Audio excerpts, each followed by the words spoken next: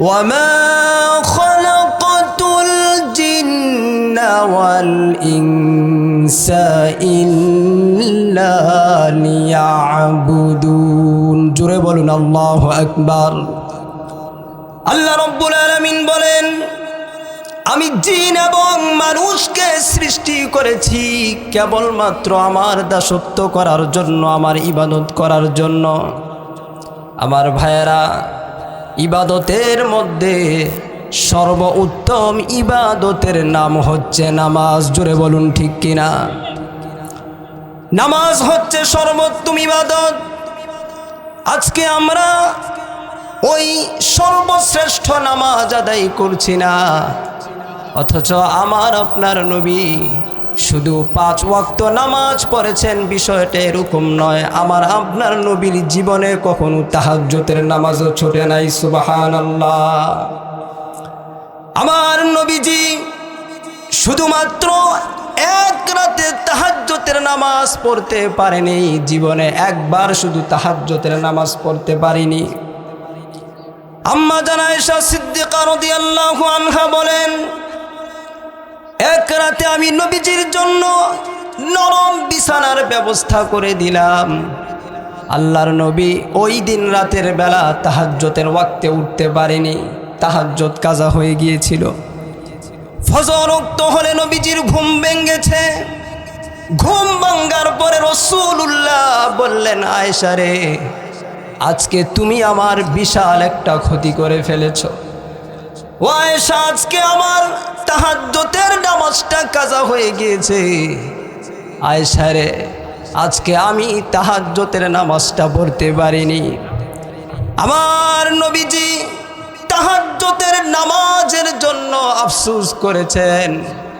আর আমরা ওই নবীর এমন উম্মত, 5 ওয়াক্ত ফরজ আইন নামাজ আমরা ছেড়ে দেই, তারপরেও বলি ঈমান আমার ঠিক আছে রে। না, এমনটা করা যাবে না।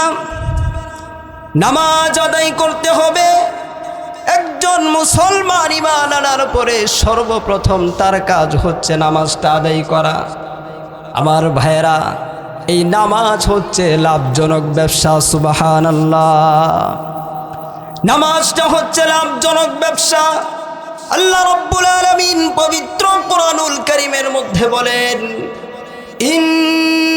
ইন্নাল্লাযীনা ইয়াতলুনা কিতাবাল্লাহি ওয়া আকামুস সালাতা ওয়া আনফাকু মিম্মা রাযাকনাহুম সিররান ওয়া আলানিয়াতান ইয়ারজুনা তিজারাতান লান তাবুর। জোরে বলি আল্লাহু আকবার।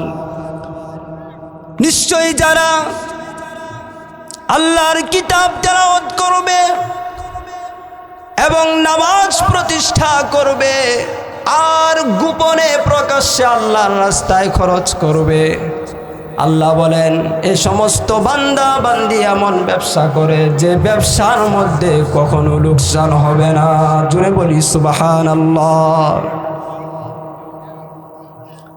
আমার বন্ধুগণ, যারা নামাজ আদায় করবে আল্লাহ রাব্বুল আলামিন তাদের জন্য প্রস্তুত করে রেখেছেন প্রতিদান।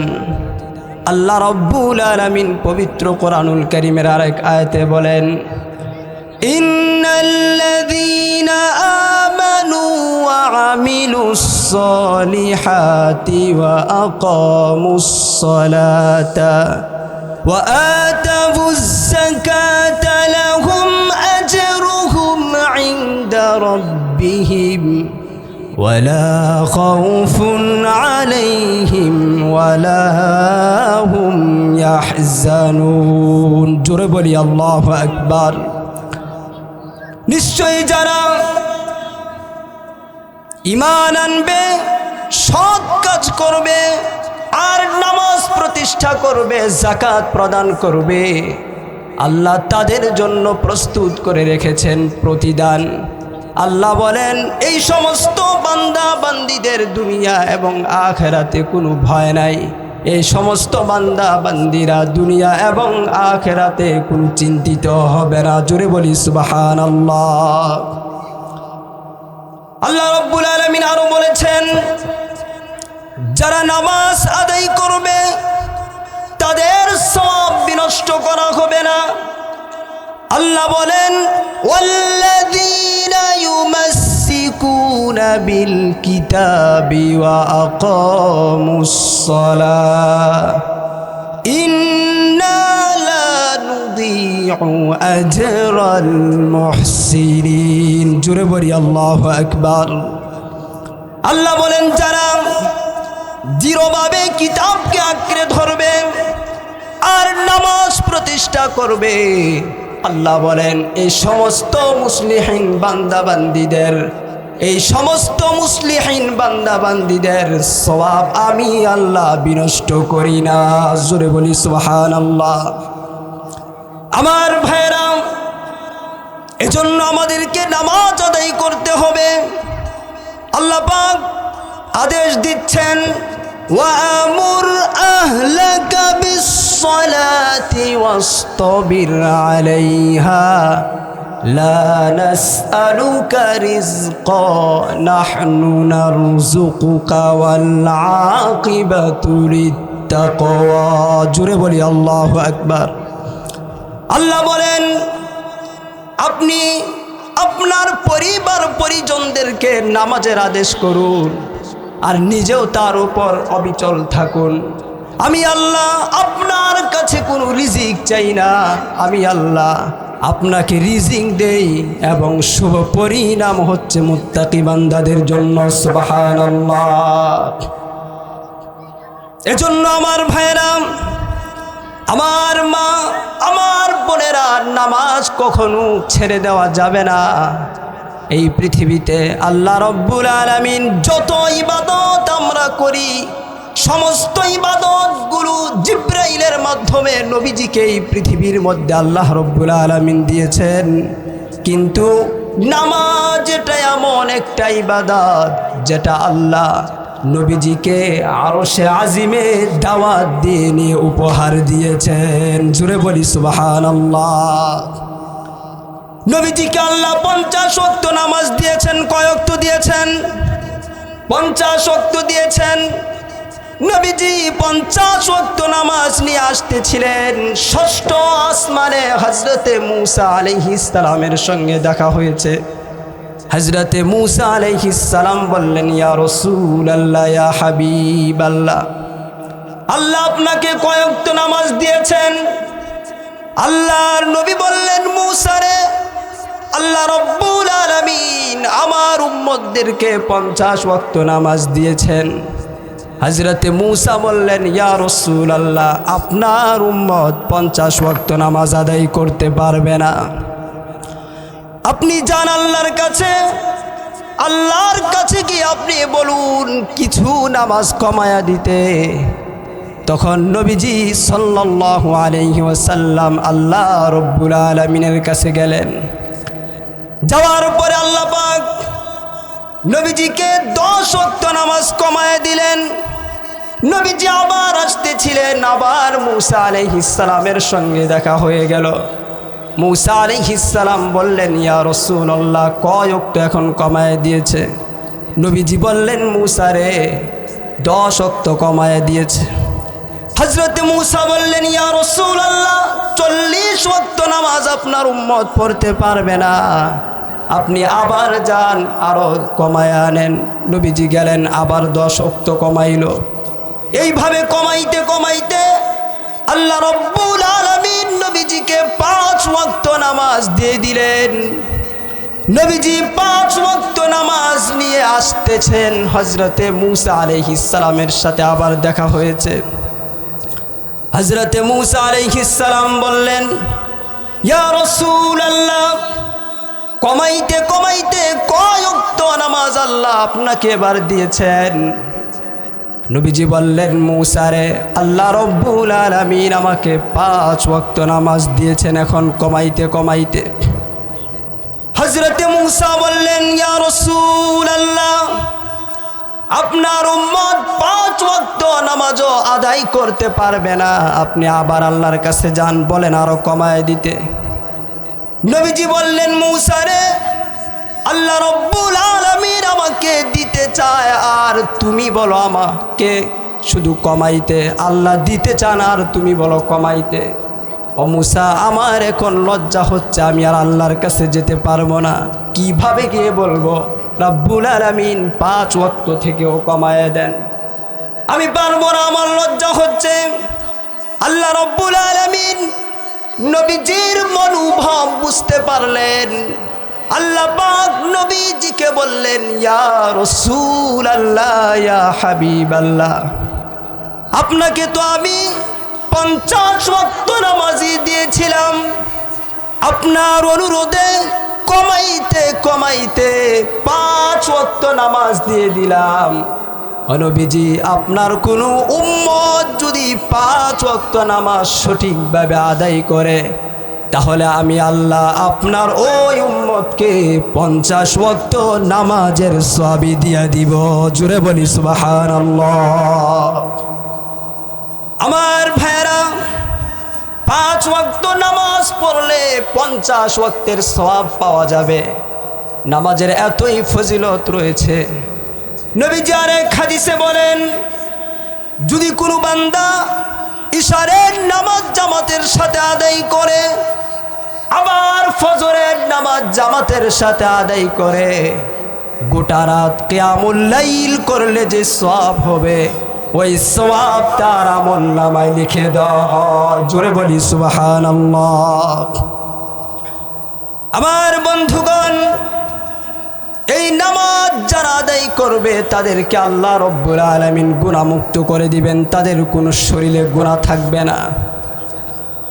নবীজি বলছেন, সাহাবীদেরকেও, আমার সাহাবী, যদি কারো বাড়ির সামনে একটা স্বচ্ছ পানির পুকুর থাকে, আর ওই বাড়িওয়ালা যদি দৈনিক 5 বার ওই পুকুরে গোসল করে, তাহলে বলো তো ওই ব্যক্তির শরীরে কোনো ময়লা থাকতে পারে নাকি? সাহাবীরা বললেন না। নবীজি বললেন, এটাই হচ্ছে নামাজের উদাহরণ। যদি কোনো বান্দা বান্দি দৈনিক 5 ওয়াক্ত নামাজ সঠিকভাবে গুরুত্বের সাথে আদায় করে, ওই বান্দা বান্দির শরীরেও কোনো গুনাহের ময়লা থাকতে পারে না। জোরে বলি সুবহানাল্লাহ। একেবারে পুত পবিত্র হয়ে যায় গুনাহ থেকে। নবীজি আরো বলেন, যদি কোনো বান্দা বান্দি 1 জুমা থেকে নিয়ে আরেক জুমা পর্যন্ত নামাজ আদায় করে, শিরিকার কবিরা গুনাহগুলো ব্যতীত সমস্ত গুনাহগুলো কাফফারা হয়ে যায়। জোরে বলি সুবহানাল্লাহ। আমার ভাইরা, এই নামাজ আদায় করলে পরে আল্লাহ রব্বুল আলামিন বলেছেন, ওয়াকিমিস সালাহ ইন্নাস সালাতা তানহা আনিল ফাহশাই ওয়াল মুনকার ওয়ালাযিকরুল্লাহি আকবার ওয়াল্লাহু ইয়ালামু মা তাসনাউন। জোরে বলি আল্লাহু আকবার।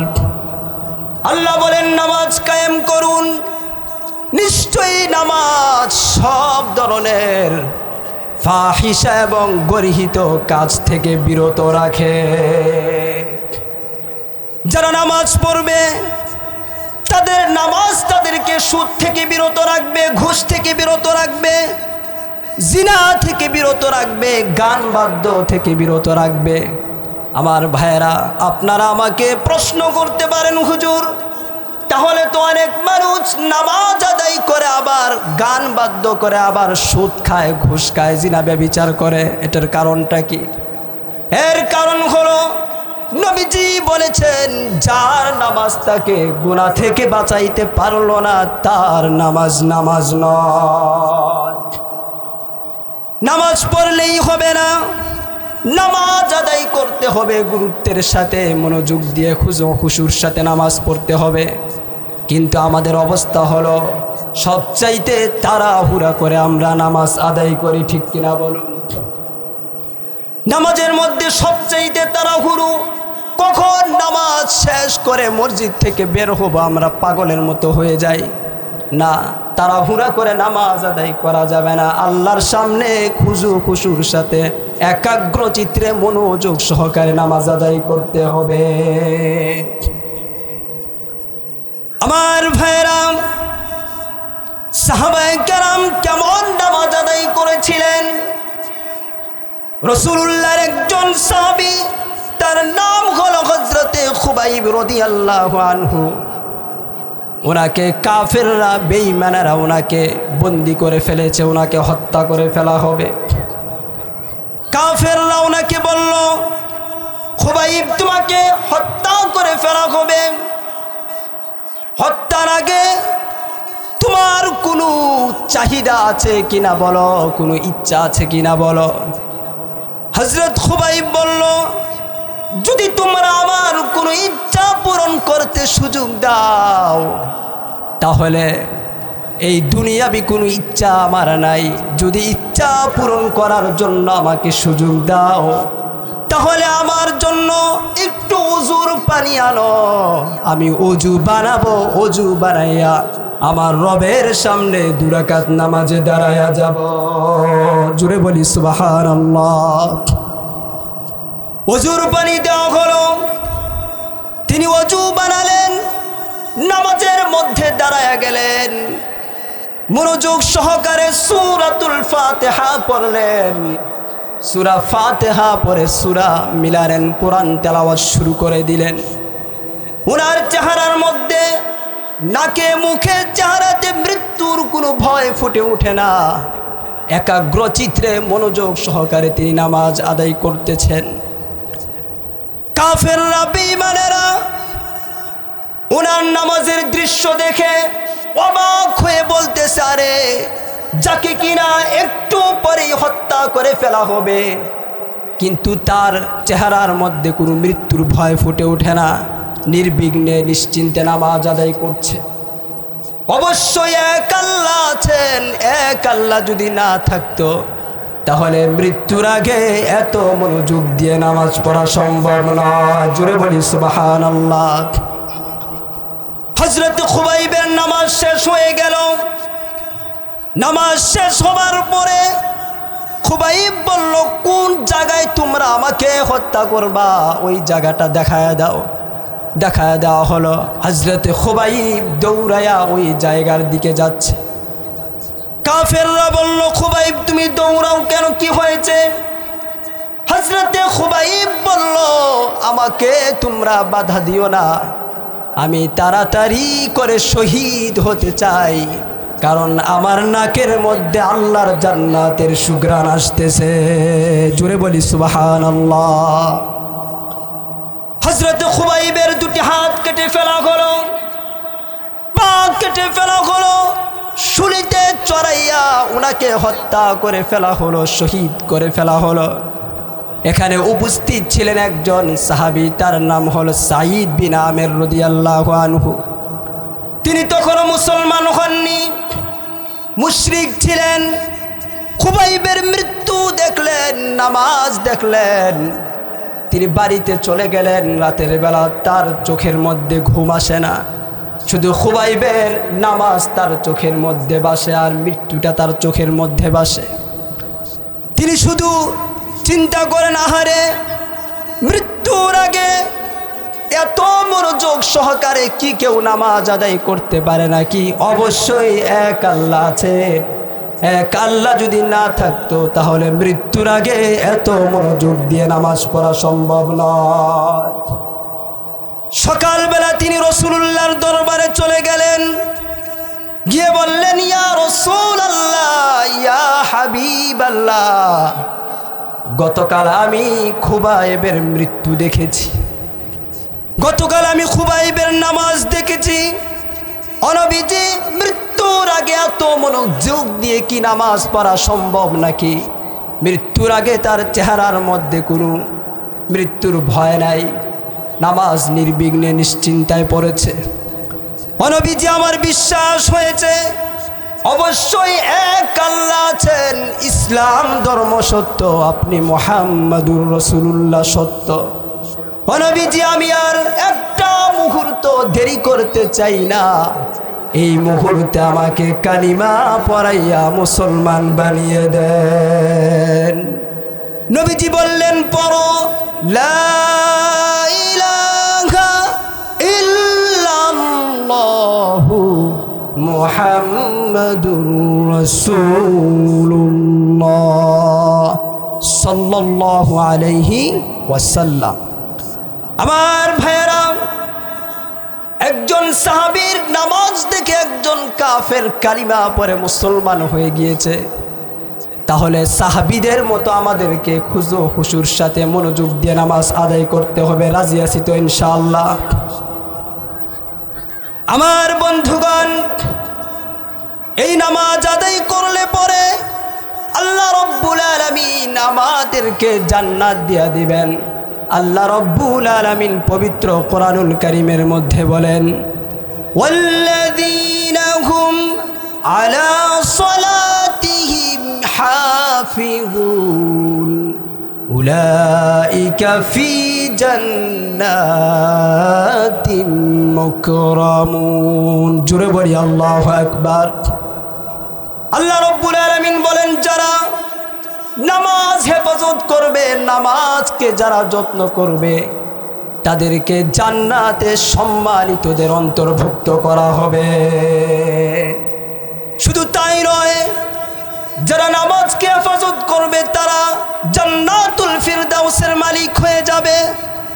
আল্লাহ বলেন, ওয়াল্লাযীনা হুম আলা সালাওয়াতিহিম ইউহাফিজুন উলাইকা হুমুল ওয়ারিসুনা আল্লাযীনা ইয়ারিসুনাল ফিরদাউস হুম ফিহা খালিদুন। জোরে বলি আল্লাহু আকবার।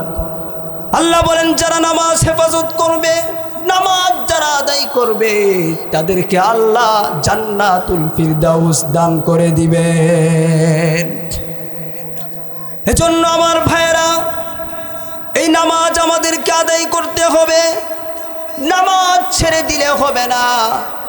নবীজি হাদিস শরীফের মধ্যে বলেন, খামসু সালাওয়াতিন কাতাবাহুল্লাহু আলাল ইবাদ ফামান জাআ বিহিন্না লাম ইউদায়্যি মিনহুন্না শাইআ কানা লাহু ইনদাল্লাহি আহদুন আন ইউদখিলাহুল জান্নাহ। আল্লাহর নবী বলেন, আল্লাহ পাক তার বান্দাদের উপরে 5 ওয়াক্ত নামাজ ফরজ করে দিয়েছেন। এই 5 ওয়াক্ত নামাজ যে বান্দা বান্দি আদায় করবে, অলসতা করে 1 ওয়াক্ত ছেড়ে দিবে না, আল্লাহর নবী বলেন ওই বান্দা বান্দিদের ব্যাপারে আল্লাহ ওয়াদা করেছেন, আল্লাহ অবশ্যই ওই বান্দা বান্দিদেরকে জান্নাতে প্রবেশ করাবেন। জোরে বলি সুবহানাল্লাহ। আমার বন্ধুগণ, এজন্য নামাজ ছেড়ে দিলে হবে না, নামাজ ছেড়ে দেওয়া যাবে না। এই পৃথিবীতে যত নবী রাসূল এসেছেন, সমস্ত নবী রাসূলেরা মৃত্যুর আগে যেই কথাটা বলেছিলেন, সেই কথাটা হলো আসসালা আসসালা ইয়া উম্মতি আসসালা। ও আমার উম্মতেরা, নামাজ ছেড়ে দিও না, নামাজ ছেড়ে দিও না। আমার ভাইরা, আমাদের নবীজি জনাবে মুহাম্মাদুর রাসূলুল্লাহ সাল্লাল্লাহু আলাইহি ওয়াসাল্লাম যখন এই পৃথিবী থেকে বিদায় হয়ে যাবেন, নবীজির শরীরে প্রচণ্ড জ্বর এসেছে। নবীজি এত অসুস্থ হয়ে গিয়েছেন, একটানা 5 দিন নবীজি অসুস্থ ছিলেন। 7 রবিউল আউয়াল থেকে 12 রবিউল আউয়াল পর্যন্ত একটানা 5 দিন নবীজির শরীরে প্রচণ্ড জ্বর ছিল। 7 রবিউল আউয়াল, 8 রবিউল আউয়াল, 9 রবিউল আউয়াল, 10 রবিউল আউয়াল, 11 রবিউল আউয়াল, 12 রবিউল আউয়াল নবীজি দুনিয়া থেকে বিদায় হয়ে গিয়েছেন। আমার ভাইয়েরা, নবীজির শরীরে এত জ্বর এসেছে, কখনো হুশে আসেন, কখনো বেহুশ হয়ে যান। নবীজি হযরতে আম্মা জান আয়েশা সিদ্দিকা রাদিয়াল্লাহু আনহার ঘরের মধ্যে ছিলেন। মসজিদে নববীতে জামাত শুরু হয়ে যায়, নবীজি জামাতে যেতে পারেন না। সাহাবায়ে কেরাম কাঁদতে কাঁদতে অস্থির হয়ে যাচ্ছেন। সাহাবায়ে কেরাম বলতে লাগলেন, তাহলে কি নবীজি আমাদেরকে এতিম বানায় এই পৃথিবী থেকে চলে যাবেন? সাহাবায়ে কেরাম পাগল পারা হয়ে গেলেন। নবীজির হুজরা শরীফের চতুর্দিকে ঘূর্ণিপাক খেতে শুরু করে দিলেন। অনেক সাহাবীরা খানা পিনা পর্যন্ত বন্ধ করে দিয়েছেন, বাড়িতেও যান না। নবীজির একজন সাহাবী, তার নাম হলো হযরতে যায়েদ বিন সালেম রাদিয়াল্লাহু আনহু। তিনি নবীজির হুজরা শরীফের চতুর্দিকে এমন ভাবে ঘূর্ণিপাক খেতে শুরু করে দিলেন, তিনি খানা খান না, বাড়িতে যান না। সাথী সঙ্গীরা বলছে, যায়েদ বাড়ি চলে যাও, তোমার বাড়ির সদস্যরা সব না খাওয়া। হযরতে যায়েদ বিন সালেম বলে, শোনো, আমার নবীজি রোগে রোগাক্রান্ত হয়ে আছেন, নবীজির জবানে কোনো কথা নাই, নবীজি খানা খেতে পারেন না, নবীজি কথা বলতে পারেন না। আমার নবীজি যেদিন খানা খেতে পারবেন সেদিন আমি খাবার খাবো। আমার নবীজি যদি খাবার খেতে না পারেন, তাহলে আমি যায়েদ এই জমিনে এক লুকমা খাবারও গ্রহণ করব না। জোরে বলি আল্লাহু আকবার। আমার ভাইয়েরা, আশিকে রাসূল কাকে বলে শুনুন। শুধু 12 রবিউল আউয়াল আসলে মিষ্টির মিছিল করলে আশিকে রাসূল হওয়া যায় না, ঠিক কিনা বলুন? আসল আশিকে রাসূল কাদেরকে বলে শুনুন। হযরতে যায়েদ বিন সালেম রয়ে গেলেন 5 দিন পর্যন্ত, তিনি রয়ে গেলেন, খানা খান না, বাড়িতেও যান না। খানা খেতে না খেতে খেতে তিনি দুর্বল হয়ে পড়েছেন, বাড়ির সদস্যরা দুর্বল হয়ে পড়েছে। 11 রবিউল আউয়াল বিকেল বেলা তারে বলা হলো, যায়েদ বাড়ি চলে যাও। আল্লাহর নবী বিগত দিন অসুস্থ ছিলেন, এখন আর নবীজি অসুস্থ নাই, আল্লাহর নবী পূর্ণ সুস্থ হয়ে গেছেন। হযরতে যায়েদ বিন সালেম বাড়ি চলে গেলেন। ওই রাতটাই ছিল নবীজির জীবনের শেষ রাত। 12 রবিউল আউয়ালের রাত শুরু হয়ে গেল। অর্ধেক রাত পর্যন্ত মোটামুটি ভালোই ছিলেন। অর্ধেক রাত যখন শেষ হয়ে গিয়েছে, গভীর রাত যখন শুরু হয়ে গিয়েছে, নবীজির শরীরে এত জ্বর এসেছে, এত সুন্দর চেহারার নবীজি কেঁপে কেঁপে জ্বর আসে চেহারা থেকে। সাহাবায়ে কেরাম বলেছেন, নবীজি এত সুন্দর ছিলেন, নবীজি যখন রাগান্বিত হতেন, নবীজির চেহারা মুবারক রক্তিম বর্ণ হয়ে যেত, যেন মনে হতো আনারের রসগুলো নবীজির চেহারা মুবারকে ছড়ায় দেওয়া হয়েছে। এত সুন্দর চেহারার নবীজি জ্বরে আক্রান্ত হয়ে আছেন, কখনো হুশে আসেন, কখনো বেহুশ হয়ে যান, দাঁড়াতে পারে না, বসতে পারে না। হযরতে আম্মা জান আয়েশা সিদ্দিকা রাদিয়াল্লাহু আনহার ঘরের মধ্যে নবীজি ছিলেন। কখনো আয়েশা সিদ্দিকার পিঠের মধ্যে ট্যাক লাগায়া বসেন, কখনো মাথাটা উরুর মধ্যে রেখে শুয়ে থাকেন। এইভাবে কষ্ট চলতেছে নবীজি। হযরতে ফাতেমাতুজ জাহরা রাদিয়াল্লাহু আনহা বাবার এই কষ্ট দেখে সহ্য করতে পারছেন না, তিনি কাঁদতে কাঁদতে বেহুশ হয়ে যাচ্ছেন। নবীজি জোরে কথা বলতে পারেন না, অস্ফুট আওয়াজে ইশারা দিয়ে বললেন, মা আমি জোরে কথা বলতে পারি না, তোমার কানটা একটু আমার মুখের বরাবর এনে দাও। হযরতে ফাতেমা নবীজির মুখের বরাবর কানটা দিলে আল্লাহর নবী ডেকে বললেন, মারে তামাম পৃথিবীর সমস্ত মানুষের কান্না আমি সহ্য করতে পারলেও তোমার কান্না আমি সহ্য করতে পারি না। ও মা, তুমি কেঁদো না। আমি এই পৃথিবী থেকে বিদায় হয়ে যাবার পরে তোমাকে আর বেশি দিন কাঁদতে হবে না। কবরের জগতে সর্বপ্রথম আমার পরিবার পরিজন এবং সাহাবীদের মধ্য থেকে সর্বপ্রথম তোমার সঙ্গে আমার দিদার নসিব হয়ে যাবে। জোরে বলি সুবহানাল্লাহ। আমার বন্ধুগণ, হযরতে ফাতেমার কান্না বন্ধ হয়ে গেল। গভীর রজনী, নবীজি অস্থির হয়ে পড়ে আছেন, কাতরাচ্ছেন। হযরতে জিবরাইল আমিন এসেছেন, এসে নবীজিকে সালাম দিলেন, আসসালামু আলাইকা ইয়া রাসূলুল্লাহ, আসসালামু আলাইকা ইয়া হাবিবাল্লাহ। ও নবীজি, আপনার মাথাটা একটুখানি উঠান, আপনি একটুখানি আমাকে দেখুন। আমি জিবরাইল, এই 23 বছরের নবুয়তের জিন্দেগিতে আপনার সাথে আমি এত মিশেছি, এত ঘনিষ্ঠভাবে মিশেছি, এই পৃথিবীর কোনো নবী রাসূলের সাথে এত ঘনিষ্ঠভাবে আমি মিশি নাই। ও নবীজি, এই 23 বছরের নবুয়তের জিন্দেগিতে আপনার কাছে আমি এতবার আসা যাওয়া করেছি, এই পৃথিবীর কোনো নবী রাসূলের কাছে আমি এতবার আসা যাওয়া করি নাই। ও নবীজি, এই 23 বছরের নবুয়তের জিন্দেগিতে আপনার কাছে আমি জিবরাইল 24,000 বার আগমন করেছি। চিৎকার দিয়া বলেন আল্লাহু আকবার।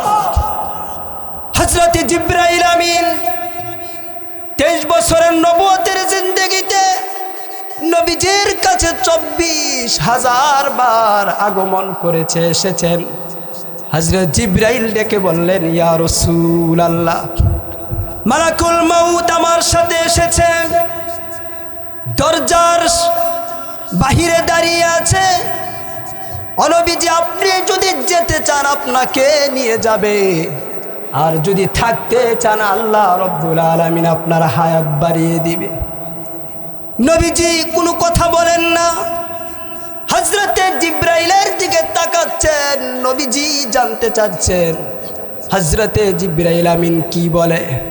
হযরত জিবরাইল বললেন, ইয়া রাসূলুল্লাহ, ইয়া হাবিবাল্লাহ, আল্লাহ রব্বুল আলামিন আপনাকে ইখতিয়ার দিয়েছেন। আপনি যদি যেতে চান আপনাকে নিয়ে যাওয়া হবে, আর যদি থাকতে চান আপনার হায়াত বাড়িয়ে দেওয়া হবে। তবে আমি একটা জিনিস জানি, আমি তো আল্লাহর কাছাকাছি থাকি। ও নবীজি, আমি জানি আল্লাহ রব্বুল আলামিন আপনার দিদারের অপেক্ষা করতেছেন। জোরে বলি সুবহানাল্লাহ। নবীজি বুঝতে পারলেন জিবরাইলের কথা। নবীজি বললেন, ও জিবরাইল, আমি তাহলে আর এই পৃথিবীতে থাকতে চাই না। হযরতে মালাকুল মউত বারবার পারমিশন চাচ্ছে ঘরে ঢোকার জন্য। নবীজি মালাকুল মউতকে ঘরে ঢোকার জন্য অনুমতি দিয়ে দিলেন। মালাকুল মউত ঘরে ঢুকে নবীজিকে সালাম দিলেন, আসসালামু আলাইকা ইয়া রাসূলুল্লাহ, আসসালামু আলাইকা ইয়া হাবিবাল্লাহ। নবীজি, আল্লাহ আমাকে পাঠিয়েছেন, আপনি যদি যেতে চান আপনাকে নিয়ে যাব, আর যদি থাকতে চান আল্লাহ আপনার হায়াত বাড়িয়ে দিবে। তখন নবীজি আকাশের দিকে হাত উঠায়া ইশারা দিয়ে বললেন, আল্লাহুম্মা রফিকাল আলা, আল্লাহুম্মা রফিকাল আলা। আমি আমার সেই মহান বন্ধুর সাথে মিলিত হতে চাই, আমি আমার সেই মহান বন্ধুর সাথে মিলিত হতে চাই। ওলা মালাকুল মউত, আমার রূহ মুবারক তুমি কবজ করতে পারো। নবীজি যখন এই পৃথিবী থেকে বিদায় হয়ে যাবেন অন্তিম মুহূর্তে, নবীজি নবীদের মেয়েদের কথা বললেন না, জামাইদের কথা বললেন না, কলিজার টুকরা হাসান হুসাইন রাদিয়াল্লাহু আনহুমা তাদের কথা বললেন না। নবীজি ইন্তেকালের সময় যে কথাটা বলেছিলেন সেটা হলো আসসালা আসসালা ইয়া উম্মতি আসসালা, ও আমার উম্মতেরা নামাজ ছেড়ে দিও না, নামাজ ছেড়ে দিও না। আমার ভাইরা, নবীজি নামাজ প্রতিষ্ঠা করার জন্য উহুদের ময়দানে রক্ত জড়িয়েছে, তায়েফের ময়দানে দন্দন মুবারক শহীদ করেছে। মৃত্যুর সময় নবীজি উম্মতদেরকে নামাজের কথা বলে গিয়েছেন। আজকে ওই মুসলমান নামাজ আদায় করে না, ঠিক কিনা বলুন? আমার ভাইয়েরা, যারা নামাজ পড়বে না, নামাজ যারা আদায় করবে না, তারা কিয়ামতের দিন আল্লাহর নবীর সুপারিশ পাবে না। জোরে বলি না আউযুবিল্লাহ। নবীজির সুপারিশ যারা পাবে না, তারা কোশ্চিন কালেও জান্নাতে যেতে পারবে না। আর যারা নবীজির সুপারিশ পাবে, তারা আল্লাহ রব্বুল আলামিনের জান্নাতি হয়ে যাবে। জোরে বলি সুবহানাল্লাহ। আমার ভাইয়েরা, যারা নামাজ পড়বে না, তাদের ব্যাপারে আল্লাহ রব্বুল আলামিন পবিত্র কোরআনুল কারীমের মধ্যে বলেন, ইয়াতাসাআলুনা আনিল মুজরিমিনা মা সালাকাকুম ফি সাকার ক্বালু লাম নাকু মিনাল মুসাল্লিনা ওয়া লাম নাকু নুতঈমুল মিসকিন। জোরে বলি আল্লাহু আকবার। কিয়ামতে অপরাধীদেরকে বলা হবে, কেন তোমরা জাহান্নামে এসেছো? তখন অপরাধীরা বলবে, আমরা নামাজ আদায় করি নাই, এজন্যই জাহান্নামে এসেছি। জোরে বলুন না আউযুবিল্লাহ। আমার ভাইয়েরা, যারা নামাজ আদায় করবে না, নামাজ যারা পড়বে না, রাসূলুল্লাহ হাদিস শরীফের মধ্যে বলেছেন, যদিও হাদিসটা একটু দুর্বল, নবীজি বলেছেন, যারা নামাজ আদায় করবে, নামাজ যারা পড়বে, তাদেরকে আল্লাহ রব্বুল আলামিন 5টা পুরস্কার দান করবেন। জোরে বলি সুবহানাল্লাহ। 5টি পুরস্কারের মধ্যে 1 নম্বর পুরস্কার হলো, যারা নামাজ পড়বে তারা রিজিক নিয়ে কোনো টেনশন করতে হবে না। আল্লাহ রব্বুল আলামিন নামাজি বান্দা বান্দীদের রিজিকের ফয়সালা করে দিবেন। 1 নম্বর পুরস্কার, রিজিক নিয়ে টেনশন করতে হবে না। 2 নম্বর পুরস্কার হলো, নামাজি বান্দার কবরের মধ্যে কোনো আযাব হবে না। নামাজি বান্দা বান্দির কবরের আযাব আল্লাহ রব্বুল আলামিন দূর করে দিবেন। নামাজি বান্দা বান্দির 3 নম্বর পুরস্কার হলো, কিয়ামতের কঠিন ময়দানে আল্লাহ রব্বুল আলামিন নামাজি বান্দা বান্দীদেরকে ডান হাতে আমলনামা দিয়ে দিবেন। সুবহানাল্লাহ। নামাজি বান্দা বান্দীদের 4 নম্বর পুরস্কার হলো, নামাজি বান্দা বান্দীরা বিদ্যুৎ গতিতে পুলসিরাত পার হয়ে যাবে। জোরে বলি সুবহানাল্লাহ। নামাজি বান্দা বান্দীদের 5 নম্বর পুরস্কার হলো, নামাজি বান্দা বান্দীদেরকে কোনো হিসাব দেওয়া লাগবে না। কিয়ামতে বিনা হিসাবে নামাজি বান্দা বান্দি আল্লাহর জান্নাতে প্রবেশ করবে। জোরে বলি সুবহানাল্লাহ। আমার ভাইয়েরা, যারা নামাজ পড়বে তারা জান্নাতে যাবে। অনুরূপভাবে যারা নামাজ আদায় করবে না, নবীজি বলেছেন, কবরের মধ্যে বেনামাজি বান্দা বান্দীদেরকে 3 প্রকার শাস্তি দেওয়া হবে। কয় প্রকার শাস্তি? 3 প্রকার শাস্তি দেওয়া হবে। 1 নম্বর হলো, বেনামাজি বান্দা বান্দির কবরটা এত সংকীর্ণ করা হবে, যখন বেনামাজি বান্দা বান্দিকে কবরের মধ্যে রাখা হবে, কবরটা এত জোরে চাপ দিবে, 1 পাঁজরের হাড় আরেক পাঁজরের ভিতরে এইভাবে ঢুকে যাবে। 1 নম্বর শাস্তি। 2 নম্বর শাস্তি হলো, বেনামাজির কবরের মধ্যে জাহান্নামের আগুন জ্বালায় দেওয়া হবে। আমার ভাইয়েরা, জাহান্নামের আগুন দুনিয়ার আগুনের মতো না। দুনিয়ার আগুন শরীরে লাগলে প্রথমে চামড়া পুড়ে, তারপরে গোশত পুড়ে, তারপরে হাড্ডি পুড়ে। আর জাহান্নামের আগুন যখন শরীরে লাগবে সঙ্গে সঙ্গে কলিজাটা পুড়ে ভুনা হয়ে যাবে। 2 নম্বর শাস্তি, জাহান্নামের আগুন কবরে জ্বালায় দেওয়া হবে। বেনামাজির 3 নম্বর শাস্তি হলো বেনামাজির কবরের মধ্যে বিশাল একটা সাপ দেওয়া হবে। নবীজি বলেন ওই সাপটা একদিনের রাস্তার চাইতে আরো লম্বা হবে। ওই সাপটার চোখগুলো হবে আগুনের লুক্কার মতো, আর নখগুলো হবে তামার তৈরি করা নখ, আর আওয়াজ করবে বর্জ্যের মতো। ওই সাপটা বলবে, আল্লাহ রাব্বুল আলামিন আমাকে নির্দেশ দিয়েছেন যারা ফজরের নামাজ আদায় করবে না তাদেরকে জোহর পর্যন্ত আমি কামড়াতে থাকবো, দংশন করতে থাকবো। যারা জোহর পড়বে না আসর পর্যন্ত, আসর যারা পড়বে না মাগরিব পর্যন্ত, মাগরিব যারা পড়বে না ঈশা পর্যন্ত, ঈশা যারা পড়বে না ফজর পর্যন্ত, ওই সাপটা 24 ঘন্টা বেনামাজির কবরে বেনামাজিকে দংশন করতে থাকবে। এত মারাত্মকভাবে দংশন করবে, এক দংশনে বেনামাজি 70 হাত মাটির নিচে চলে যাবে। জোরে বলি নাউজুবিল্লাহ। আমার বন্ধুগণ, শুধু তাই নয়, যারা নামাজ নষ্ট করবে দুনিয়াতে, নামাজ যারা পড়বে না তাদের ব্যাপারে আল্লাহ রব্বুল আলামিন পবিত্র কোরআনুল কারীমের মধ্যে বলেন, ফাখলাফা মিন বা'দিহিম খালফুন আদাউস সালাতা ওয়াত্তাবাউশ শাহাওয়াতি ফাসাউফা ইয়ালকাউনা গাইয়্যা।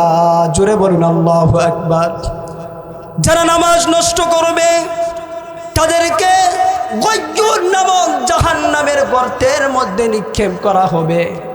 গয়্যুন নামক জাহান্নামের গর্তটা কত ভয়ঙ্কর হবে!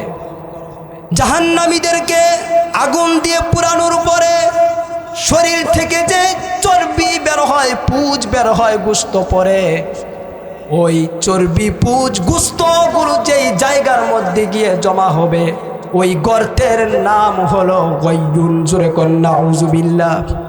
যারা নামাজ পড়বে না তাদেরকে ওই দুর্গন্ধময় গয়্যুন নামক গর্তের মধ্যে নিক্ষেপ করা হবে। জোরে বলুন নাউজুবিল্লাহ।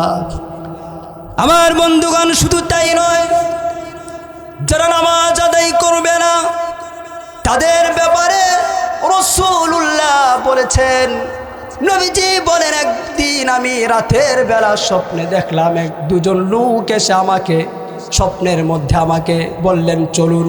আমি তাদের সাথে চললাম। তাদের সাথে যেতে যেতে এমন এক জায়গায় গেলাম, গিয়ে দেখি ওই জায়গার মধ্যে একজন লোক শায়িত অবস্থায়, আরেকজন লোক তার সামনে তার মাথার কাছে বিশাল বড় একটা গোলাকার পাথর নিয়ে দাঁড়িয়ে আছে।